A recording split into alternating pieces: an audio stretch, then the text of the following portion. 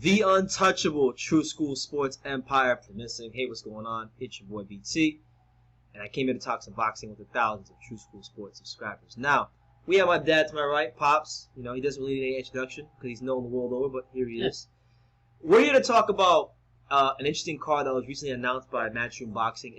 Now, this is a significant card because, as you can see right over here, the Pops, it's their first card in America post-COVID-19, in the COVID-19 era. All right, so it's August 15, 2020, in the great city of Tulsa, Oklahoma, all places, you know, Tulsa, Oklahoma. They're going to have their first card in America. And it's an interesting one. I really do think this is probably, I actually like this card more than all the ones I've seen in England, to be honest with you. Wow. Top to bottom, I think this is a really, really good card. So we'll start the main event because I'm pretty sure this one you're most familiar with. We got Julio Cesar Martinez, you know, wreaking havoc in the flyweight division. He's gonna make another defense of his WBC world title against Puerto Rico's very own, you know, a former Olympian, you know, former Romeo Gonzalez opponent, you know, tough customer, you know, formidable opponent, McWilliams Arroyo. You know, he's 34 years old. Before we get to any other matchups, what do you make of the match between Martinez and Arroyo? It's Mexico versus Puerto Rico. What do you think about it? I think it's going to be a great matchup. To be honest with you, Julio Cesar Martinez has come up and proven himself, and he's earned. I think he's personally earned the right to fight this Puerto Rican fighter from Puerto Rico, and McWilliams Arroyo.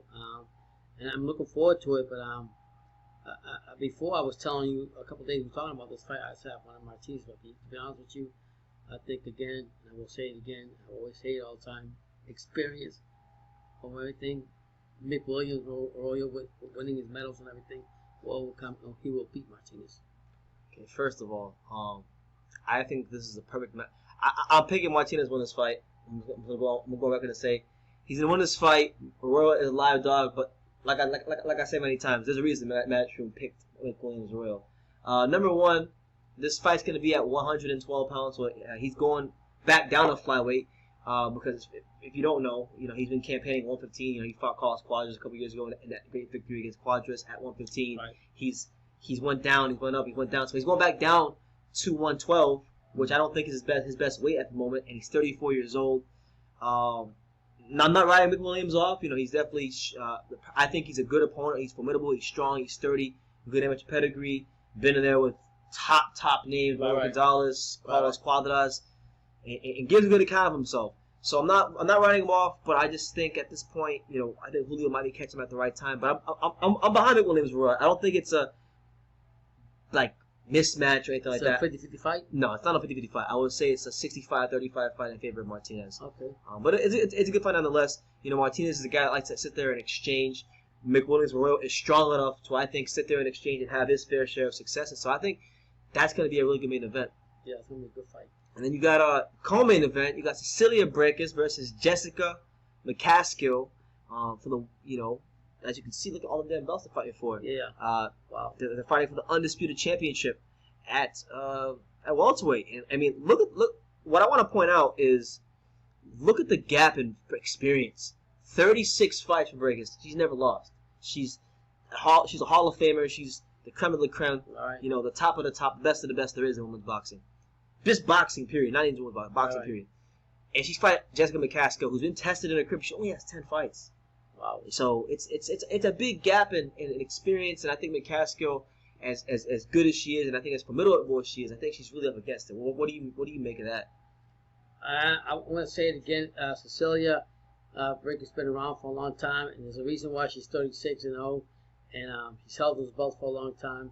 They haven't been easily been taken away from her, and I mean, and upcoming Jessica McCaskill from, I think she's from Chicago, from the Blue Collar City. She's a very talented fighter, don't get me wrong.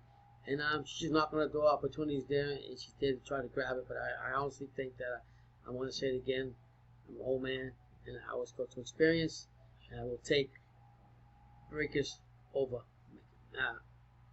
McCaskill. Yeah, I think Cecilia probably come out on top. McCaskill, I like it though. Very well tested. She always comes in. She gives a good fight.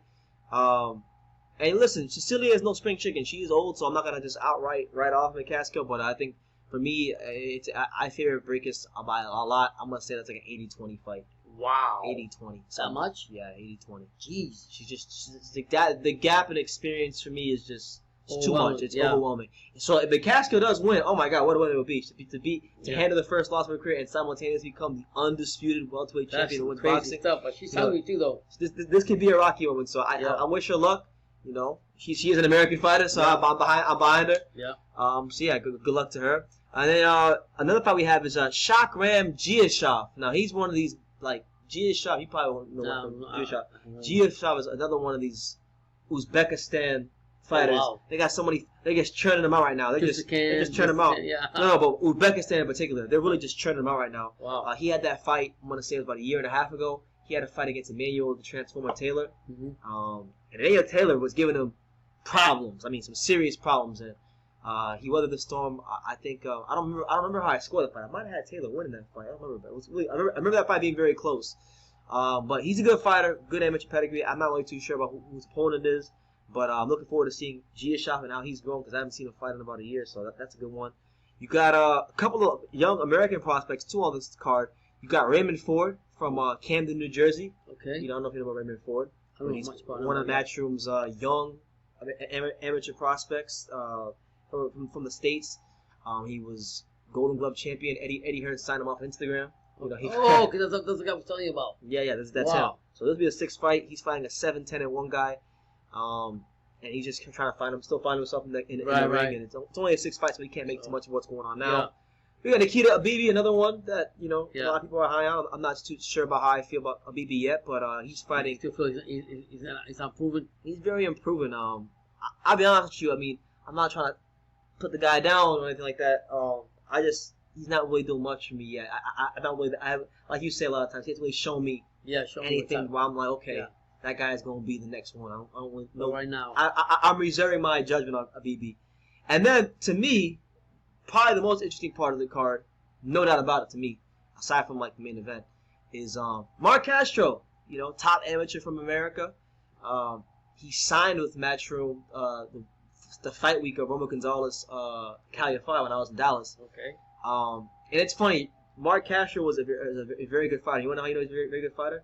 He fought our good friend from Boca Pel 3 times, Dominique Trap Francis, and beat him twice. Wow. And he was a top amateur. Every promoter in boxing. Yeah, he did mention that, yeah. Every promoter in boxing wanted Mark Castro. So I'm looking forward to getting my first look at Mark Castro. It's all about. And seeing what he's all about, man, because I've been hearing great things about him. He beat my boy Dominique Trap Francis. Well, Trap, and he just talked about it recently in one of your interviews. Yeah, he's very, very talented. Sweet boy. Yeah. So yeah, I think top to bottom, I think Matchroom is doing it again.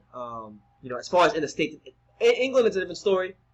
But here in the U.S., the last couple of cards have been absolute bangers. So I think this one has a chance to be one of the top. Just like it was before the virus. So yeah, man. Which fight on here are you looking most forward to?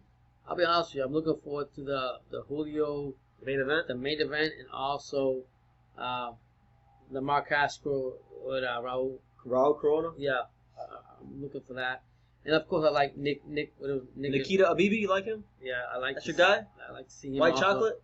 Yeah, white chocolate. I like him too. So I give him nowhere. So yeah. So I mean, but overall, those are the fights that have stand in my mind, and we're gonna see what's all about.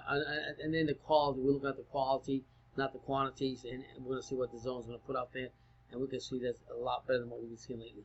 Absolutely. So yeah, man. I'm hoping McWilliams Arroyo could pull it off in that main event. Yeah. I think. Don't get me wrong. Julio Cesar Martinez came through.